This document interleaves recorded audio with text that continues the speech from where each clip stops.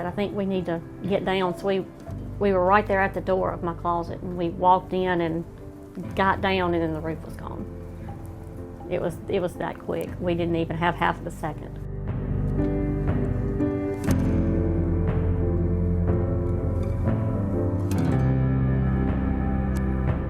Our house was gone. It leveled it. And the closet wall fell on us, which is actually probably what saved us from debris, from being sucked out, because everything else was just sucked out.